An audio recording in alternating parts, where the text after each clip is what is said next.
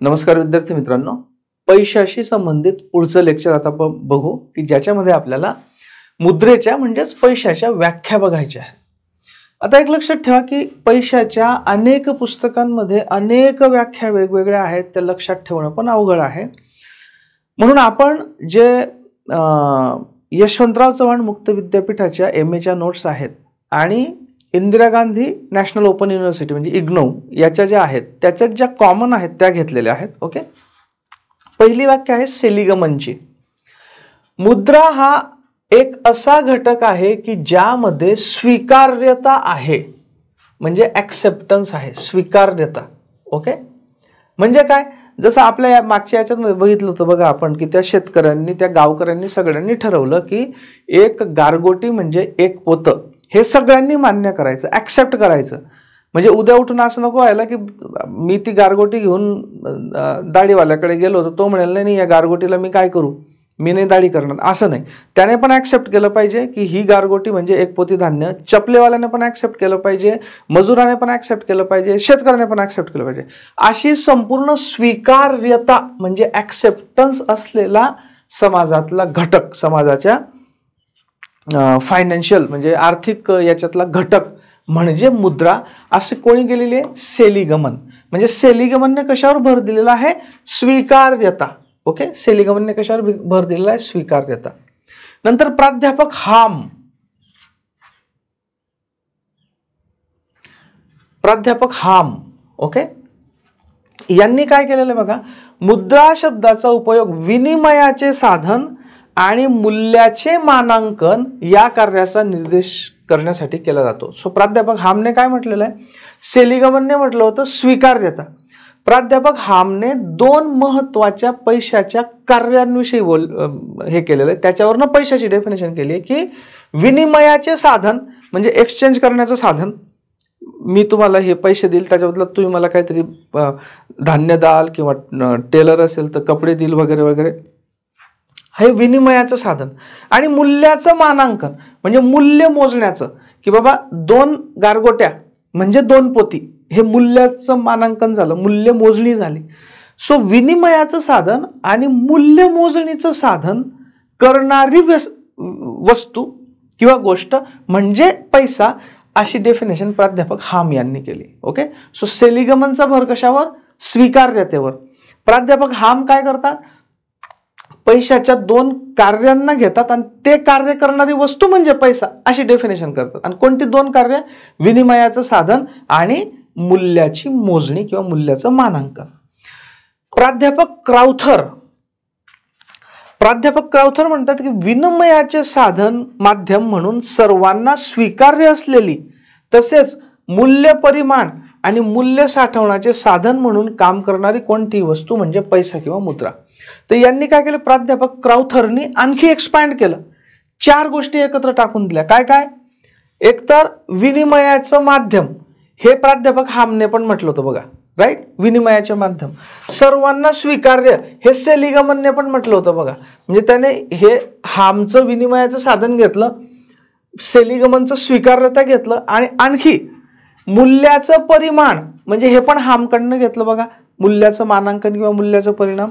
आणि मूल्य साठविण्याचे साधन हे एक्स्ट्रा टाकलं क्राउथरने, मूल्य साठविण्याचे साधन. ओके, म्हणजे एक गारगोटी माझ्याकडे असेल तर मी किती काय साठवलेलं आहे, एक पोती धान्य साठवलेलं आहे असं. सो मूल्य साठवणुकीचं साधन, ह्या गोष्टी करणारी वस्तू म्हणजे पैसा, अशी डेफिनेशन क्राउथरने केली. ओके, आता बघा या सगळ्या व्याख्यांमध्ये मुद्रेच्या कार्याचे उल्लेख आहेत, बरोबर. बघा इथे स्वीकार्यता हा तर गुणधर्म आहे, प्राध्यापक हाम मध्ये विनिमयाचे साधन हा कार्य आहे, मूल्याचे मानांकन हे कार्य आहे, विनिमयाचे माध्यम हे कार्य आहे, मूल्याचे परिमाण हे कार्य आहे, मूल्य साठवण्याचे साधन हे कार्य आहे. म्हणजे या सगळ्या व्याख्यांमध्ये मुद्रेच्या कार्यांचा उल्लेख आहे. म्हणून मग प्राध्यापक हार्टले विदर्स, ओके, प्राध्यापक हार्टले विदर्सने काय केलं, यांनी एक सिंपल डेफिनेशन करून टाकली, मुद्रेची म्हणजे पैशाचे कार्य करणारी वस्तू म्हणजे पैसा होय, किंवा मुद्रेची कार्य करणारी वस्तू म्हणजे मुद्रा होय. त्यांनी हे एवढं सगळं किंवा हे कशाला तुम्ही सगळे कार्य सांगत बसता की हे कार्य करणारी वस्तू म्हणजे मुद्रा किंवा हे कार्य करणारी वस्तू म्हणजे पैसा. सरळ डेफिनेशन करून टाकली, मुद्रेचे कार्य करणारी वस्तू म्हणजे मुद्रा किंवा पैशाचं कार्य करणारी वस्तू म्हणजे पैसा. म्हणजे हे कसं झालं की जसं आपलं नाव असेल समजा संदीप साळुंखे, नाव असलेली व्यक्ती म्हणजे संदीप साळुंखे. ओके, या पद्धतीने. कोणी अमोल जाधव असेल तर अमोल जाधव नाव असणारी व्यक्ती म्हणजे अमोल जाधव, या टाईपचं झालं. सो ही डेफिनेशन कोणी केली? Hartley withers. ओके, काय? मुद्रेची कार्य करणारी वस्तू म्हणजे मुद्रा किंवा पैशाचं कार्य करणारी वस्तू म्हणजे पैसा. म्हणून सर्व मान्य व्याख्या खालीलप्रमाणे करता येते. काय करता येते? विनिमय माध्यम म्हणून काम करणारी, मूल्याचं मापन करणारी, मूल्याचा संचय करणारी, परतफेडीचे साधन म्हणून काम करणारी, सर्व मान्य, सगळ्यांना मान्य, सर्वांना स्वीकार्य अशी वस्तू म्हणजे मुद्रा होय. याच्यामध्ये बघा हे जे आहेत हे आली कार्य. विनिमय माध्यम हे कार्य आहे, मूल्यमापन कार्य आहे, मूल्य संचय कार्य आहे, परतफेडीचे साधन कार्य आहेत. हे काय झालं? हे झाली कार्य. सो डेफिनेशन मध्ये काय येतं? जास्त करून कार्य आणि त्याची गुणवैशिष्ट्ये. गुणवैशिष्ट्ये काय पैशाची? की पैसा हा सर्वमान्य असतो आणि सगळ्यांना स्वीकार्य असतो. हे काय झाले? गुणधर्म. सो कॉमन जी डेफिनेशन आहे ती कशाने करता येते? पैशाची कार्य आणि पैशाचे गुणधर्म यांना कॉम्बिनेशन करून ही स्वीकार्य अशी डेफिनेशन करता येते. ओके, आता मुद्रेची कार्य म्हणजे पैशाची कार्य. याचे 3 मेजर प्रकार पडतात मित्रांनो. मूलभूत कार्य, याला प्रायमरी फंक्शन्स म्हणतात, की जे मेन फंक्शन आहे की ज्याच्यासाठी ऍक्च्युली पैशाचा शोध लागलेला आहे त्याला आपण म्हणतो मूलभूत कार्य किंवा प्रायमरी फंक्शन्स. त्याच्यानंतर दुय्यम कार्य म्हणजे सेकंडरी फंक्शन, म्हणजे याच्यासाठी पैसा तयार झालेला नव्हता. ज्यावेळी पैशाचा शोध लागला तो याच्यासाठी लागला नव्हता, पण आता पैशाचा शोध लागला आहे तर हे पण कार्य पैसा करतं. याला सेकंडरी किंवा दुय्यम कार्य म्हणतात. आणि तिसरा अनुषंगिक कार्य म्हणजे कंटिंजंट फंक्शन, म्हणजे जे बाय द बाय होऊन जाणारी कार्य. Okay, कंटिंजंट function. सो मूलभूत कार्य, दुय्यम कार्य आणि अनुषंगिक कार्य, primary function, secondary function and contingent function. ठीक. आता मूलभूत कार्य आपण बघू. ती म्हणजे विनिमयाचे माध्यम, मीडियम ऑफ एक्सचेंज. काय? Medium of exchange. 2 वस्तूंमध्ये परस्पर विनिमय म्हणजे एक्सचेंज होण्यासाठी माध्यम म्हणून वापर. आता आपण हे ऑलरेडी बघितलेलं आहे. विशिष्ट दगड घेतला आणि चपलेचं उदाहरणामध्ये समजा चप्पल तयार करणाऱ्या धान्याची सध्या गरज नाही म्हणून शेतकरी धान्याऐवजी 4 दगड घेईल आणि मग ते दगड देऊन तो दुसरं काही खरेदी करू शकेल. सो विनिमयाचं माध्यम की वस्तू, डायरेक्ट वस्तू देण्याची गरज नाही, वस्तूच्या ऐवजी काहीतरी एक गोष्ट द्यायची जिला आपण पैसा म्हणायचं. तो पैसा सगळ्यांनी एक्सचेंज करायचा, म्हणजे तो पैसा साठवायला सोपा आणि त्या पैशाच्या बदल्यात जेव्हा पाहिजे तेव्हा ज्याला पाहिजे ती वस्तू घेता येईल. म्हणजे पहिलं फंक्शन काय? मूलभूत कार्य, मोस्ट इम्पॉर्टंट कार्य की ज्याच्यासाठी पैसा तयार झालेला आहे ते म्हणजे विनिमयाचं साधन. Okay, right. या विनिमयाच्या साधनामुळे काय होतं मित्रांनो? सगळ्यात महत्त्वाचं म्हणजे दुहेरी संयोगाची अडचण सुटली. दुहेरी संयोगामध्ये आपण बघितलं होतं की एकाला धान्य नकोय पण एकाकडे धान्य द्यायला आहे पण दुसऱ्याला धान्य नकोय, आणि याला चप्पल पाहिजे पण जो चप्पलवाला आहे त्याला धान्य नकोय. ही दुहेरी संयोगाची अडचण होती. पैसा असला तर काय? व्हेरी सिंपल, की तो पैसा मी त्या चप्पलवाल्याला देऊन देईल, चप्पलवाला त्याच्या बदल्यात चप्पल देऊन देईल, आणि चप्पलवाल्याकडे जे मी पैसे दिले त्या पैशाने चप्पलवाला पाहिजे तेव्हा धान्य खरेदी करू शकेल, किंवा त्याला जर आता कटिंग दाढी करायची असेल तर ती पैसे तो त्याला देऊन कटिंग दाढी करून घेऊ शकेल. सो दुहेरी संयोग, जे पहिल्यांदा 2 लोकांच्या गरजा परफेक्ट मॅच व्हायची गरज पडायची, म्हणजे चप्पल तयार करणाऱ्याला धान्य पाहिजेच असलं पाहिजे आणि दुसऱ्याला शेतकऱ्याला चप्पल पाहिजेच असली पाहिजे, अशी दुहेरी संयोग घडून आला तरच एक्सचेंज व्हायचं. हा जो प्रॉब्लेम होता दुहेरी संयोगाचा, हा प्रॉब्लेम पैशामुळे सॉल्व्ह झाला. खरेदी विक्रीचे व्यवहार सुलभ झाले. व्हेरी सिंपल, कारण आता कोणीही काही खरेदी करू शकतं, ते पैसे फक्त फिरत राहणार. सर्वांनी मिळून ठरवल्यामुळे या दगडांना म्हणजे आपण आपल्या याच्यामध्ये मुद्रेला सर्वसामान्य क्रयशक्ती आणि स्वीकार्यता मिळाली. म्हणजे सगळ्यांना मान्य झालं की हा दगड म्हणजे 1 पोती धान्य एवढं, किंवा हा दगड म्हणजे 10 दाढ्या कटिंग, किंवा हा दगड म्हणजे 10 चपलांचे जोड, किंवा हा दगड म्हणजे 10 शर्ट पॅन्ट, हे सगळ्यांना स्वीकार्य झालं. आणि क्रयशक्ती म्हणजे काय की त्या दगडामध्ये म्हणजे हा जर दगड असेल तो चलनवाला पैसा, या दगडामध्ये क्रयशक्ती निर्माण झाली. म्हणजे या दगडाला काहीतरी मूल्य प्राप्त झालं की हा दगड जर मी घेऊन फिरत असेल तर या दगडाने मी 10 शर्ट पॅन्ट घेऊ शकतो, या दगडाने मी 1 पोतं धान्य घेऊ शकतो, या दगडाने मी 10 कटिंग दाड्या करून घेऊ शकतो, या दगडाने मी एखाद्या मजुराकडनं 1 एकरचं शेत निंदणी करून घेऊ शकतो. म्हणजे याच्यामध्ये क्रयशक्ती, परचेसिंग पॉवर, एखादी गोष्ट विकत घेण्याची पॉवर याच्यामध्ये निर्माण झाली. हे कशामुळे झालं? पैशाच्या शोधामुळे आणि विनिमयाचं साधन म्हणून वापरल्यामुळे. ठीक आहे. क्रयशक्ती म्हणजे त्या दगडाच्या बदल्यात 1 किलो धान्य मिळण्याचं वगैरे. स्वीकार्यता म्हणजे सगळ्यांना मान्य. सो सर्वसामान्य क्रयशक्ती म्हणजे व्यक्तीला पाहिजे त्या वस्तू खरेदी करता येतात आणि पाहिजेच्या वस्तू विकता येतात. Okay, right. आणि त्याला ज्या वेळी गरज असेल त्यावेळी घेता येतात. ओके. आता याच्यामुळे एक महत्त्वाची गोष्ट काय होते, विशेषीकरणाला आणि श्रम विभाजनाला प्रोत्साहन मिळतं. विशेषीकरण म्हणजे स्पेशलायझेशन म्हणजे काय? आता आपण समजा मी एक छोट्या गावातला व्यक्ती आहे आणि विनिमयाचं साधन उपलब्ध नाही, तर मला वेगवेगळ्या गरजा भागवण्यासाठी जबरदस्तीने शेती करावीच लागेल, कारण माझ्याकडे धान्य असल्याशिवाय मला इतर वस्तू किंवा सेवा मिळणार नाहीत. करेक्ट.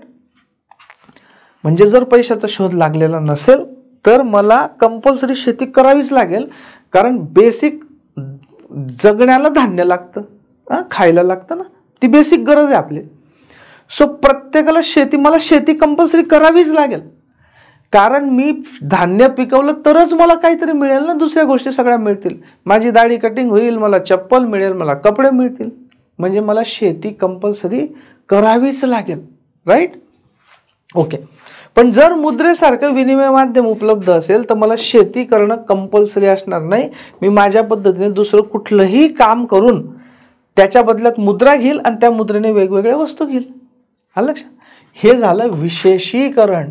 म्हणजे पूर्वी जसं प्रत्येकाला शेती करावीच लागायची, कारण बार्टर सिस्टीममध्ये धान्य हेच फक्त कॉमन गोष्ट होती की जी प्रत्येकाला लागत होती.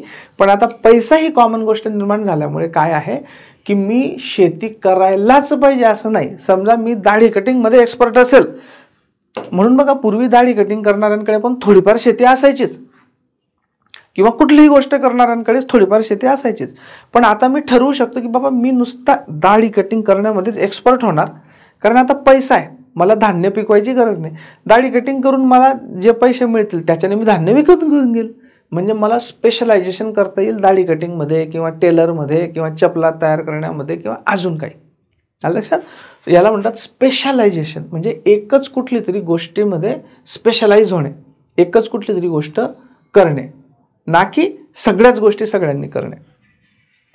आणि श्रमविभाजन म्हणजे स्पेशलायझेशनचाच पुढचा भाग म्हणजे श्रमविभाजन. म्हणजे काय की प्रत्येकाला शेती पण करायची, चपला पण तयार करायच्या, कपडे बी स्वतः शिवायचे अशी गरज नाही. श्रमाचं विभाजन होऊन जातं. म्हणजे काही जण फक्त कपडे शिवणार, काही जण फक्त चपला बनवणार, काही जण फक्त कटिंगा दाड्या करणार, काही जण फक्त मजुरी करणार, काही जण फक्त शेती करणार. अशा पद्धतीने श्रमाचं विभाजन होतं. Okay, right.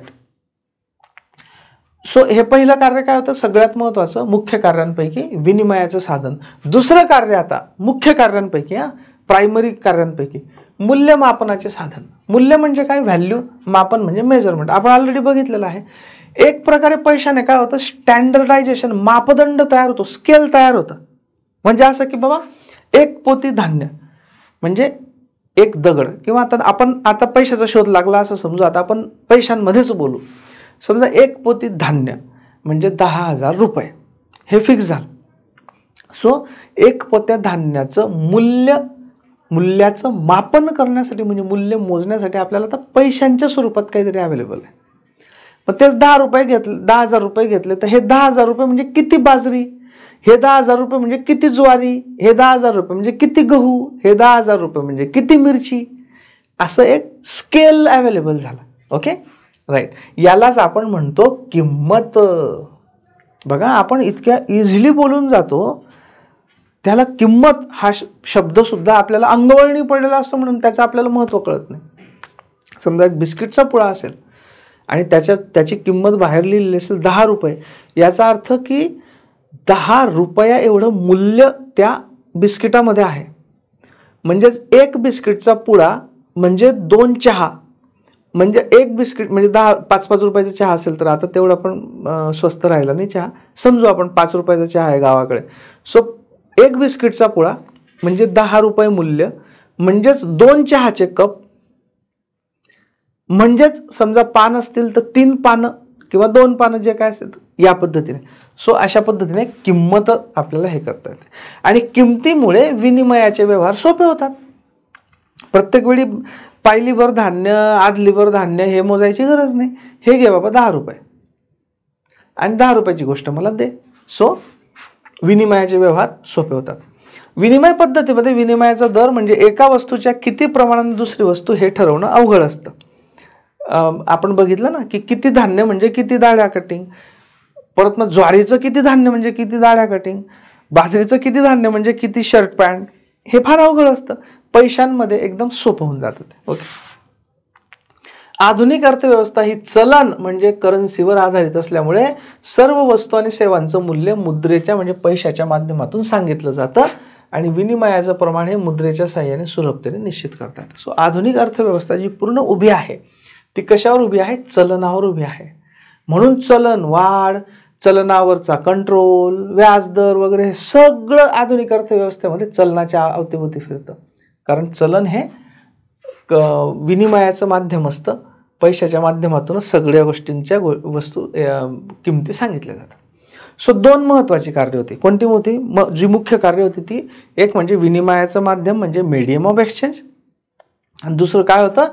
दुसरं म्हणजे मूल्यमापनाचं साधन म्हणजे मेजरमेंट. Okay, value measurement. आता दुय्यम कार्य, ओके, म्हणजे सेकंडरी फंक्शन्स. पहिलं मूल्य संग्रहाचं साधन. बघा की मूल्याचा संग्रह, पूर्वी जर मूल्याचा संग्रह करायचा असला तर काय की माझ्याकडे जर आता बघा मला एक सांगा की समजा मी शेतकरी आहे तर मी तरी धान्य साठवून ठेवू शकतो, म्हणजे त्या मूल्याचा संग्रह करून ठेवू शकतो. समजा मला फक्त दाढी कटिंग करता येते तर मी दाढी कटिंग करण्याची माझी कॅपॅसिटी ही कुठे साठवून ठेवायची? ती वस्तूच नाही ना, बेसिकली ती सेवा आहे. ती तुम्ही जेव्हा करेल तेव्हा तिला किंमत, आणि नसेल करत तर तिला किंमत नाही. धान्य तरी पडलेलं असलं तर मी म्हणू शकतो की हे माझं एक म्हणजे 1000 रुपये एवढं धान्य पडलेलं आहे, राईट. सो मूल्य संग्रहासाठी आपण पैशाचा वापर करतो. कसा? मूल्य संग्रह हे कार्य भविष्यकाळाशी संबंधित आहे.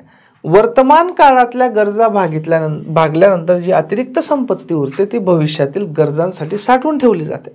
म्हणजे समजा माझ्याकडे आज यावर्षी 10 टन अतिरिक्त धान्य उरलं असेल, ओके, 10 टन, तर 10 टन धान्य भविष्यासाठी साठवून ठेवण्याऐवजी 10 टन साठवून ठेवायचं. बघा पूर्वी, आता तरी कापूस लगेच निघतो, पूर्वी ज्यावेळी ते एकात्मिक कापूस विक्री योजना वगैरे होती ना, मला अजून आठवतं की आमच्या घरामध्ये तो पूर्ण कापूस भरलेला असायचा. हंगाम आला की घरामध्ये 4-5 चष्मे, तो खेड्यातली पोरं असतील तर तुम्हाला चष्मे हा हे समजत असेल. चष्मा म्हणजे तो चष्मा नाही, 4 पिलर, 4 खांबांमधला स्पेस, त्याला एक चष्मा म्हणतो. आमचे साधारणतः 6-7 चष्मे ते भरलेले असायचे याचे, आणि नेमका दिवाळीच्या वेळी कापूस आलेला असायचा.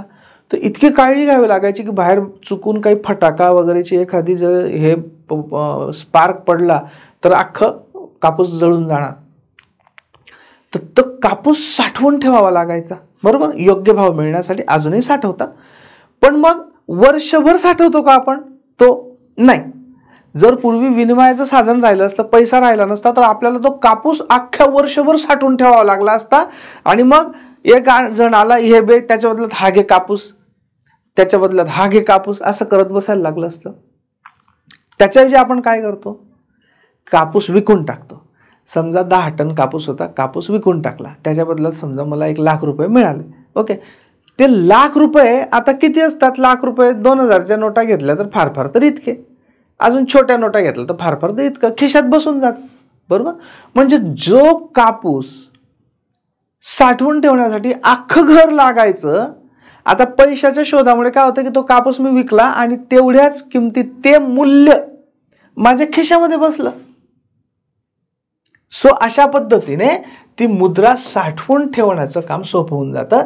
आणि मग हे जे माझ्या खिशामध्ये आहेत याच्याने मी भविष्यातल्या गरजा पूर्ण करू शकतो. मी पोरीचं लग्न करेल, पोराच्या शिक्षणासाठी फी देईल वगैरे वगैरे. आणि भांडवलाचा संचय करता येतो, किंवा मी राखून ठेवेल. मला काही पुढे शेततळं करायचं असेल, काही बांधबंदिस्ती करायची असेल, काही सागाची रोपं लावायची असतील, त्यासाठी मी वापरेल. लक्षात. सो हे काय झालं, मूल्य संग्रहाचं साधन. विलंबित देणी देण्याचे साधन. विलंबित देणी म्हणजे डिफर्ड पेमेंट इंग्लिशमध्ये म्हणतात त्याला. ओके, डिफर्ड पेमेंट्स म्हणजे काय, म्हणजे असं की बाबा आत्ता अमुक एक काम मी करून देईल, आत्ता एक अमुक एक काम माझं करून दे, मी नंतर तुला देईल त्याचा मोबदला. ओके, हे जे असतात हे साधारणतः कर्जाचे व्यवहार असतात. हे मुद्रेमुळे सोपं होतात. विनिमय पद्धतीमध्ये एखादी गोष्ट कर्जाने देणं अवघड असतं, कारण ती संबंधित वस्तूचे मूल्य भविष्यात स्थिर राहील की नाही हे सांगता येत नाही. म्हणजे कसं मित्रांनो, की समजा माझ्याकडे कापूस पिकलेला आहे आणि मला त्याच्या बदल्यात काहीतरी एक वस्तू हवी आहे, पण माझ्याकडे तेवढा कापूस, ती वस्तू समजा असं समजू ती वस्तू 2 लाखाची आहे, माझ्याकडे 1 लाखाचाच कापूस आहे. 1 लाखाचा कापूस तर मी देऊन टाकेल, पण उरलेले 1 लाख माझ्याकडे नाहीत. ठीक आहे, मग मी समजा त्याला असं सांगेल, आणि पैशाचा शोध लागलेला नाही, समजा मी त्याला असं सांगेल की बाबा जो अजून अर्धा कापूस जो तुला मी द्यायला पाहिजे तो मी पुढच्या हंगामामध्ये देईल. बरोबर. पण पुढच्या हंगामामध्ये तो कापूस येईल का, आला तरी त्याला एवढी व्हॅल्यू असेल का, याचा भरोसा नाही. म्हणून हे जे कर्जाचं असतं, आता हे एक प्रकारचं कर्जाचं होतं ना, की बाबा मला तू आता देऊन टाक पण मी तुला नंतर देईल, म्हणजे एक प्रकारचं कर्ज झालं. तर जर पैसा नसला तर हे करता येत नाही. याचं कारण म्हणजे की जी वस्तू आहे ती वस्तू भविष्यात पण तिला तितकी व्हॅल्यू राहील का नाही, मुळात भविष्यात ती वस्तू उपलब्ध होईल का नाही, तिला तेवढी व्हॅल्यू राहील का नाही, याचा भरोसा नाही. करेक्ट. पण जो पैसा असतो, पैसामध्ये काय असतं की या पैशाचं जे मूल्य आहे दीर्घकाळ स्थिर राहतं. म्हणजे जी 10 रुपयाची नोट आता असेल ना, तर साधारणतः 10 रुपयाची नोटचं जे मूल्य आहे बराच काळपर्यंत स्थिरच राहतं. म्हणजे 10 रुपयामध्ये आज मला जर एखादा बिस्किट पुडा मिळत असेल तर तो किमान वर्ष 2 वर्ष 10 रुपयाचाच राहतो. ओके, म्हणजे त्या नोटेचं मूल्य स्थिर राहतं. त्याच्यामुळे काय होतं की कर्जाचं देणं घेणं करता येतं. म्हणजे समजा मी म्हटलं की बाबा 1 लाख रुपये मी तुला आता देतो, 1 लाख रुपये नंतर देईल, तर तो काय म्हणाल ठीक आहे बाबा काही हरकत नाही, तू मला 1 लाख रुपये 2 महिन्यांनी पण दिले तर मला गॅरंटी आहे की 2 महिन्यानंतर सुद्धा 1 लाखाचं मूल्य 1 लाख रुपयेच राहील. त्या 1 लाखाने साधारणतः 1 लाखाच्या एवढंच वस्तू किंवा सेवा मिळतील याची मला गॅरंटी राहील. आलं लक्षात. या पद्धतीने मुद्रेचं मूल्य हे दीर्घकाळपर्यंत स्थिर राहत असल्यामुळे उधारीचे व्यवहार करता येतात आणि ते भविष्य काळात सेटल करता येतात. यालाच आपण म्हणतो विलंबित देणी देण्याचं साधन. हे सुद्धा एक दुय्यम कार्य आहे पैशाचं. संपत्तीचं स्थलांतर करण्याचं साधन. आता हे आपण ऑलरेडी बघितलेलं आहे. ते मी घराचं एक्झाम्पल दिलं होतं ना, की समजा जळगावला माझं घर आहे आणि मला पुण्याला घ्यायचं आहे, तर मी काय करेल, जळगावचं घर विकेल. समजा त्याच्या बदल्यात मला 20 लाख रुपये मिळाले, ते 20 लाख रुपये मी खिशात ठेवले, म्हणजे 20 लाख माझ्या खिशात येत. आता मी पुण्याला गेलो आणि 20 लाखामध्ये दुसरा एक छोटा फ्लॅट घेतला. याच्यात काय झालं, संपत्तीचं स्थलांतर झालं. हे कशामुळे शक्य झालं, पैशामुळे. जर पैसा नसता तर मला जळगावचं घर उचलून पुण्याला नेता आलं असतं का, नाही नेता आलं असतं. पैशामुळे काय होतं, संपत्तीचं स्थलांतर होतं. Okay, right. पुढचं आता अनुषंगिक कार्य. सो आपण ही कार्य कोणती बघितली, दुय्यम कार्यामध्ये कोणती कोणती बघितली. एक म्हणजे मूल्य संग्रहाचं साधन, दुसरं म्हणजे विलंबित देणी देण्याचं साधन, तिसरं म्हणजे संपत्तीचं स्थलांतर करण्याचं साधन. आता अनुषंगिक कार्य, राष्ट्रीय उत्पन्नाचे वितरण, डिस्ट्रीब्युशन ऑफ नॅशनल इन्कम. बघा, उत्पादनामध्ये उत्पादक घटक म्हणजे फॅक्टर्स ऑफ प्रोडक्शन यांना त्यांच्या उत्पादन कार्यातील योगदानानुसार मोबदला देणं आवश्यक असतं.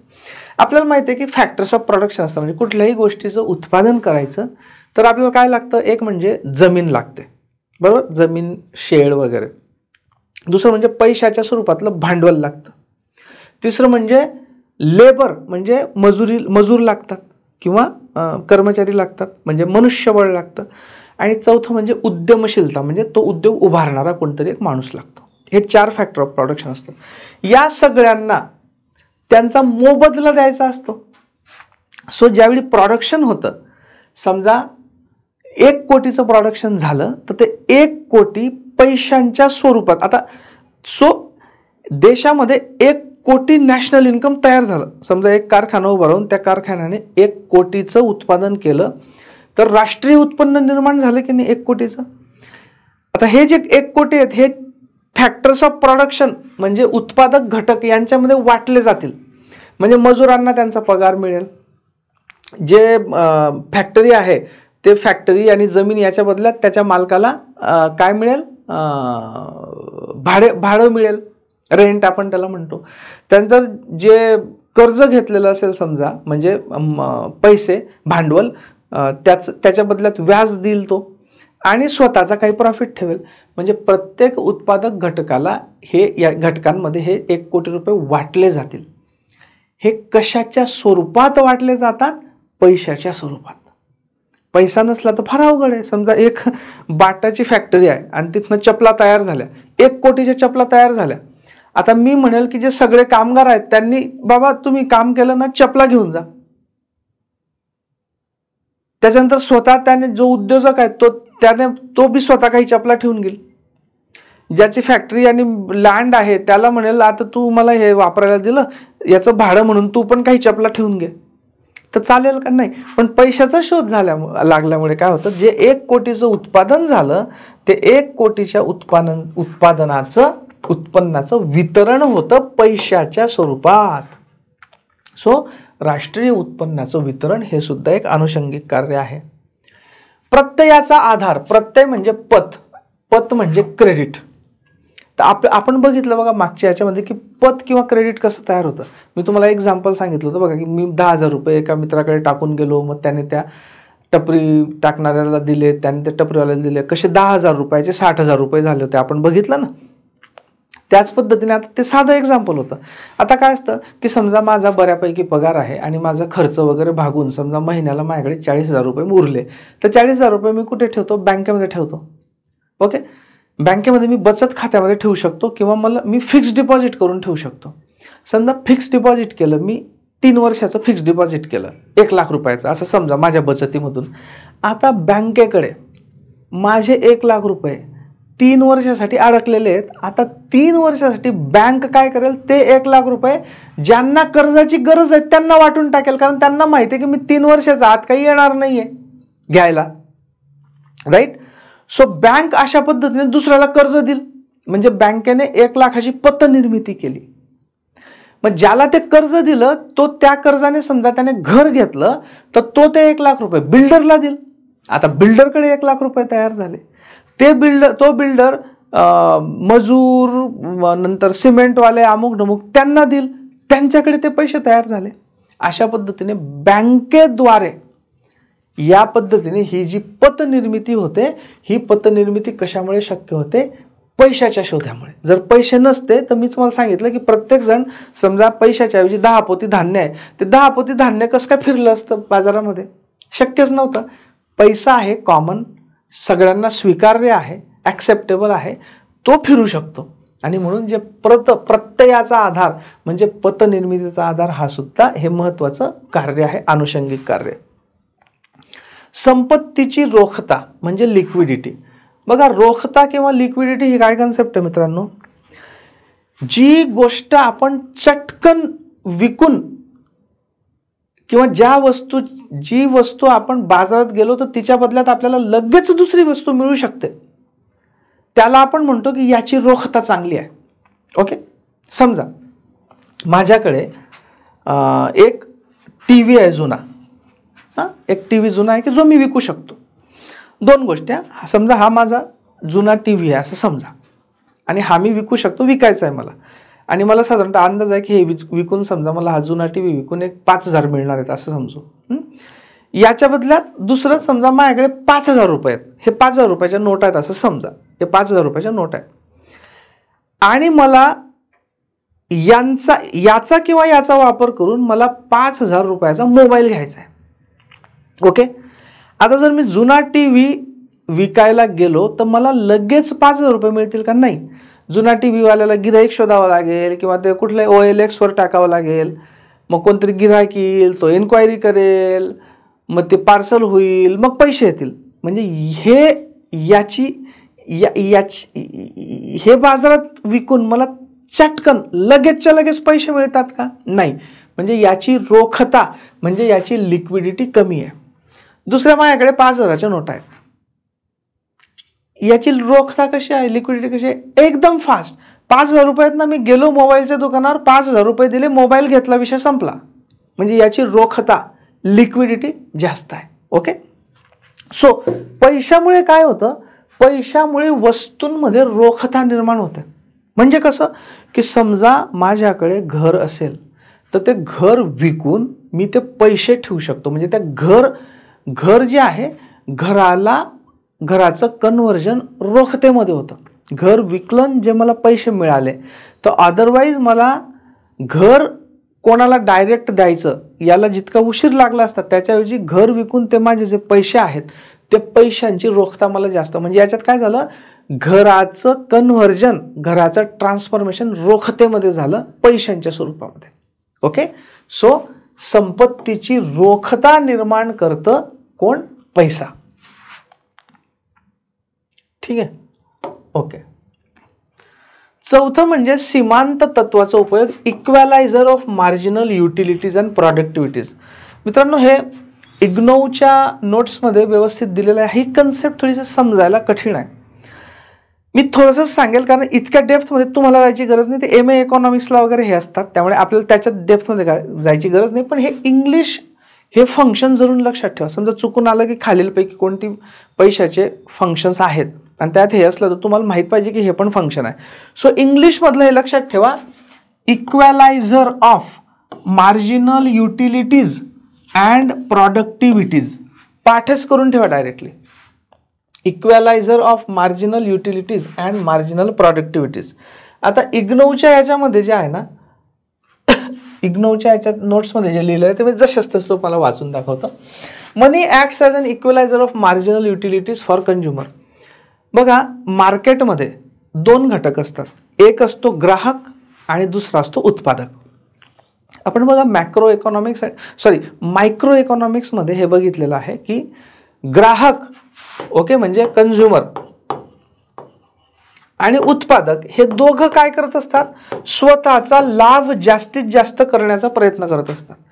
ग्राहकाचा उद्देश काय असतो की मला कमीत कमी पैशामध्ये जास्तीत जास्त लाभ मिळावा, हा उद्देश असतो ग्राहकाचा. आणि उत्पादकाचा उद्देश काय असतो? मला कमीत कमी खर्चामध्ये जास्तीत जास्त प्रॉफिट मिळावा, हा उत्पादकाचा उद्देश असतो. आता मार्जिनल युटिलिटी म्हणजे काय माहित आहे का? मार्जिनल युटिलिटी म्हणजे की एखाद्या वस्तूची प्रमाण वाढवल्यावर किती तिचा उपयोग वाढतो याला मार्जिनल युटिलिटी म्हणतात. उदाहरणार्थ तुम्हाला सांगतो, समजा मी एक आंबा खाल्ला, समजा मला खूप भूक लागलेली आहे, ओके, आणि मला खाण्यासाठी आंबे आहेत. आता पहिला आंबा ज्यावेळी मी खाईल ना, त्यावेळी मला प्रचंड आनंद होईल. समजा आपण आनंद मोजता येत नाही, पण तरी आपण म्हणू की प्रचंड आनंद म्हणजे 100, तर मला 100 एवढा आनंद झाला. दुसरा आंबा खाल्ला, त्यावेळी पण भूक लागलेलीच होती मला, त्यावेळी पण खूप आनंद झाला, समजा 100. आता 2 आंब्यांनी माझं बऱ्यापैकी पोटात गेलंय, तिसरा आंबा खाल्ला त्यावेळी इतका जबरदस्त आनंद होणार नाही, थोडा कमी होईल, त्याला आपण 90 समजू. सो पहिल्या आंब्याची मार्जिनल युटिलिटी 100, दुसऱ्या आंब्याची मार्जिनल युटिलिटी म्हणजे सीमांत उपयोगिता पुन्हा 100, तिसऱ्याची 90. ओके. चौथा खाल्ला तर यार आता भरपूर झालं, मे बी 50. पाचवा खाल्ला, अरे यार थोडं जास्त व्हायला लागला, आता 30च. सहावा खाल्ला 20, सातवा खाल्ला 10, आता 8वा माझी खायची इच्छाच नाहीये, पण समजा कोणतरी बळजबरी करत असेल तर मला तो 8वा खाल्ल्यानंतर अजिबात आनंद होणार नाही, म्हणजे त्याची मार्जिनल युटिलिटी 0. त्या 8वा खाल्ल्याने मला आनंदच होत नाहीये, म्हणजे त्याचं काही उपयोगिता नाही. ओके. सो याला म्हणतात मार्जिनल युटिलिटी. सो काय होतं की ग्राहक जो आहे तो काय करतो की त्याची मार्जिनल युटिलिटी जास्तीत जास्त वाढवण्याचा प्रयत्न करतो, की मला कमीत कमी पैशामध्ये जास्तीत जास्त लाभ मिळावा, जेणेकरून मला जास्तीत जास्त माझा लाभ होईल, मला आनंद मिळेल. आणि उत्पादक काय करतो, त्याला पण मार्जिनल युटिलिटी ऑफ प्रॉडक्टिव्हिटी म्हणजे त्याचं जे उत्पादकता आहे, उत्पादनासाठी लागणारा खर्च आहे तो कमीत कमी ठेवण्याचा प्रयत्न करतो, त्याच्यातनं जास्तीत जास्त लाभ मिळवण्याचा प्रयत्न करतो. पैसा काय करतं, या मार्जिनल युटिलिटींना समान करण्याचा प्रयत्न करतं, जेणेकरून ग्राहकाला कळतं की मी हा माल कितीमध्ये खरेदी करावा, आणि उत्पादकाला कळतं की या मालासाठी मी किती पैसे घ्यावेत, मालासाठी किंवा सेवेसाठी. ओके. एवढंच लक्षात ठेवा, जास्त डेप्थमध्ये जायचं नाही. फक्त याला म्हणायचं equaliser of marginal utilities and productivities. Marginal utilities म्हणजे उपयोग किंवा उपयोगिता, हे असते ग्राहकासाठी, आणि प्रॉडक्टिव्हिटीज म्हणजे उत्पादकता, हे असतं उत्पादकासाठी. या दोघांना तो समान करतो, सीमांत तत्वाचा उपयोग त्याच्यामध्ये होतो. एवढंच लक्षात ठेवा, हे सुद्धा पैशाचं एक फंक्शन आहे. आणि लास्ट फंक्शन आहे ते म्हणजे आर्थिक प्रगतीला चालना देणे. आधुनिक अर्थव्यवस्थांमध्ये उत्पादन, उपभोग, बचत, गुंतवणूक या अतिशय महत्त्वाच्या क्रिया आहेत. बघा, फार महत्त्वाचं आहे. आधुनिक अर्थव्यवस्थांमध्ये 4 अत्यंत महत्त्वाच्या क्रिया घडत असतात. उत्पादन, ॲक्च्युली प्रोडक्शन. उपभोग म्हणजे ते उत्पादनाचा ग्राहकांनी उपभोग घेणे, वापरणे त्या वस्तू. बचत म्हणजे आपल्याकडे जर एक्स्ट्रा पैसा असतो उरलेला, त्याची बचत करणे, त्या बचतीमधूनच पुढे पतनिर्मिती होते बघा, बँकांद्वारे आपण बघितलं. सो बचत. आणि गुंतवणूक म्हणजे वेगवेगळ्या गोष्टींमध्ये गुंतवणूक करणे. मग तो फ्लॅट असेल, प्लॉट असेल, शेती असेल, गुरंढोरं घेणं असेल, गाई म्हशी घेणं असेल, सगळी गुंतवणूक. सो उत्पादन, उपभोग, बचत आणि गुंतवणूक हे महत्त्वाच्या 4 प्रक्रिया असतात. पैशाच्या सक्रिय वापरामुळे या सर्व क्रिया सुलभ होतात. उत्पादन सुलभ होतं, उपभोग सुलभ होतो, बचत करणं सोपं होतं पैशामुळे, गुंतवणूक करणं सोपं होतं. ओके. सो अविकसित आणि विकसनशील देशांमध्ये वस्तू विनिमयाऐवजी मुद्रेचा वापर केल्यामुळे या सर्व आर्थिक क्रियांना चालना मिळते, त्यांचा वेग वाढतो आणि वेगाने आर्थिक प्रगती साधता येते. जे अविकसित देश असतात त्याच्यामध्ये मुद्रेचा एवढा रोल नसतो, त्याच्यामुळे त्यांची प्रगती स्लो असते. पण जे साधारणतः त्यांनी जर अविकसित आणि विकसनशील देशांनी जर मुद्रेचा प्रभावी वापर केला तर त्यांना आर्थिक प्रगतीला चालना देता येते, कारण या सगळ्या प्रक्रियांना बूस्ट मिळतो पैशाच्या वापरामुळे. या सगळ्या प्रक्रिया सोप्या होतात आणि फास्ट होतात, म्हणून आर्थिक प्रगतीला त्याच्याने चालना मिळते. ओके. सो अशा पद्धतीने हे मेन जे 3 होते आपण ते 3 मिळून एकूण 10 फंक्शन्स बघितले. ओके.